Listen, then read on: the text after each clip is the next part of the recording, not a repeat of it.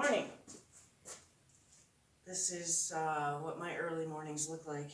So this is my saturated coat, even though I have a rain jacket. My husband came down and said, you know, you have a rain jacket? I said, yeah, it looks nice. I pointed at it, it's hanging on the wall.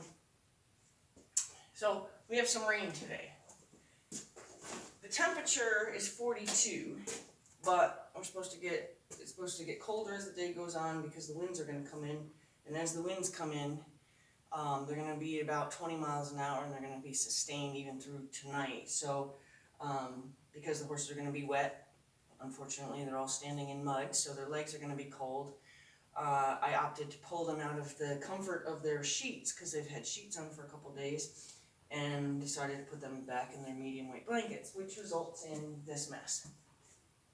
It got me to thinking how to show people how to fold them back up, but before that I want to show you how to put them on. I don't have a horse in here to demonstrate because I already put them all out, and then I thought to do this so I could demonstrate when I change them back into their sheets, probably tomorrow morning. If I remember correctly, the temperatures are supposed to go back up.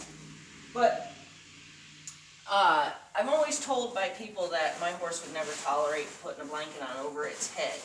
See, I don't undo the buckles. I take it and put it up over their heads.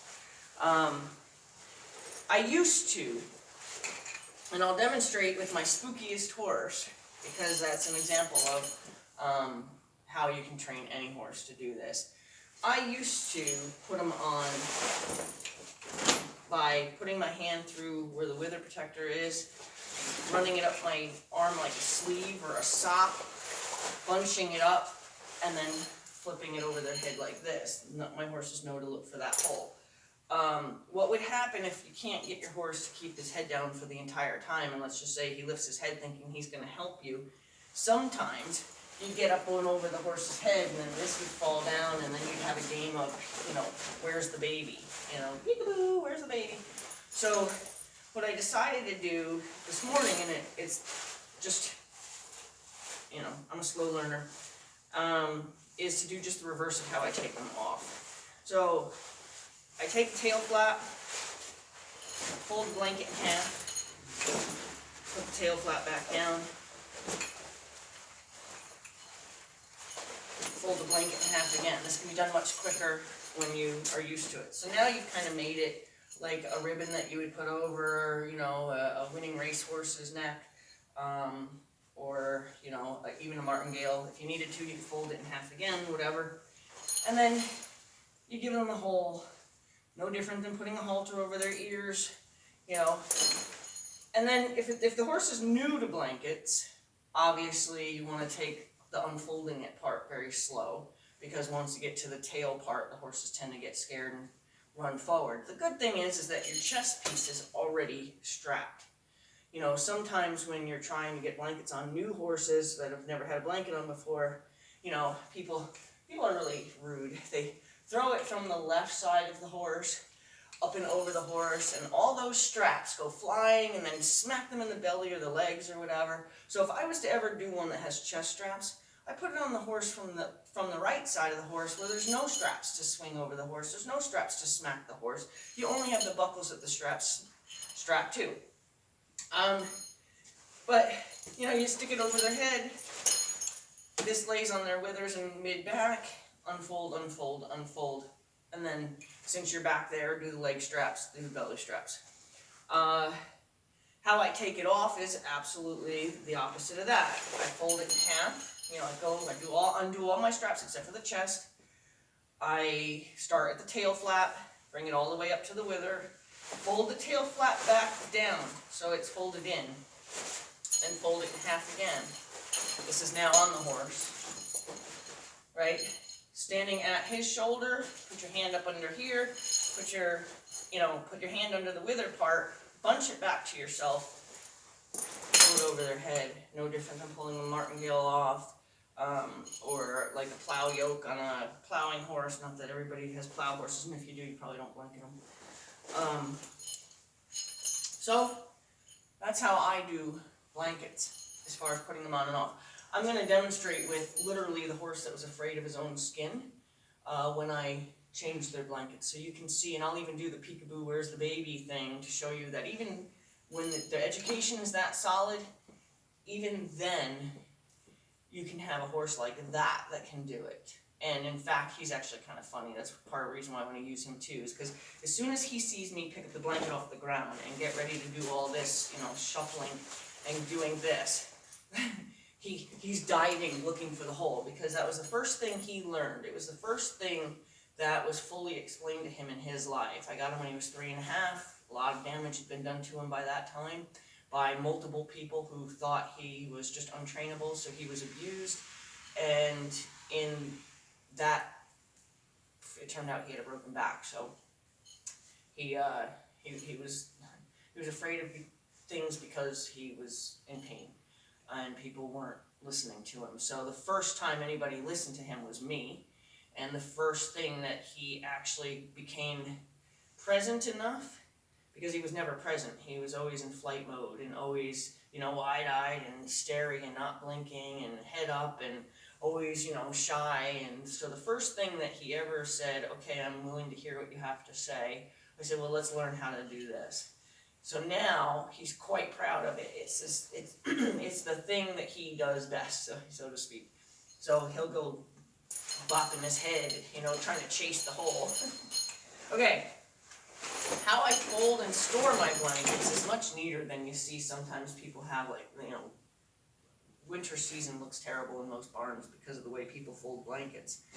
I fold blankets by taking the wither piece in my right hand always, so that way all my blankets are folded the same, so it's like a rule. My right hand always has the wither. At the gusset of the tail flap, I grab that, blanket out, gets a lot of the extra dirt off too. Now I've done it kind of like a blanket. I fold it in half. Then I fold it in half again.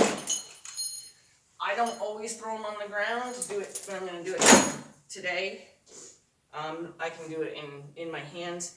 Then I take all the leg straps, and I flip them in that fold. Then I take my chest piece, which is still buckled, and I fold that over. So now we have essentially, it's kind of like folding a fitted sheet. Now we essentially have something that can just be folded in half, and voila, we have a nice, neat blanket.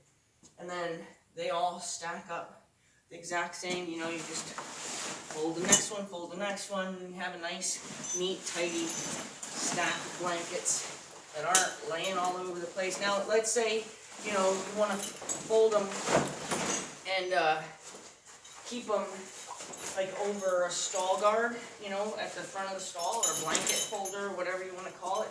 You can do that too. You can take it, bring that around, and in this case, you're going to almost fold it in half now.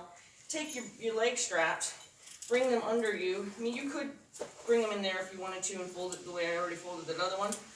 And then what I do is I slide this against, say, the stall, and then the guard would come up through here. And then that's what people see, in your stall, in your barn. They don't see straps hanging everywhere. They don't see a just disheveled mess. It's just a nice, neat way to contain and store your blankets. I don't see any reason to make a mess with my blankets. So that is my blanket management, my filthy blanket management.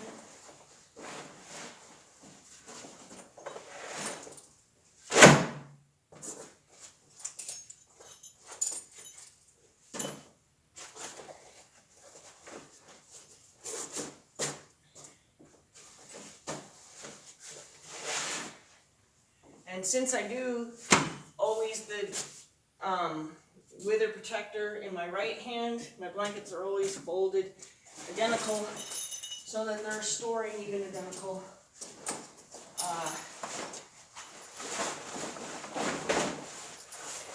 And it's just I don't know, I'm a neat freak when it comes to certain things, and that's one of the things that I'm really pretty particular about. And since I'm really the only one that handles the blankets, because I do all the blanket changes for my orders, I know that I'm not dealing with a bunch of different blanket folding habits, so it's kind of always maintained in this nice little stack.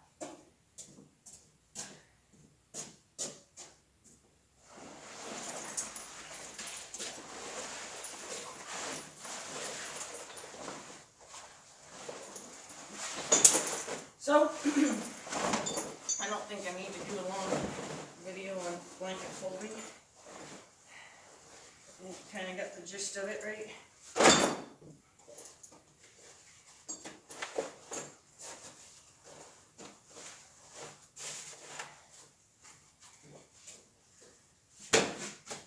And a nice neat stack you can easily pick up and move.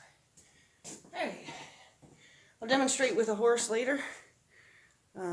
Hopefully you're able to see that. Now that I'm looking at this, that might have been a little too close to it.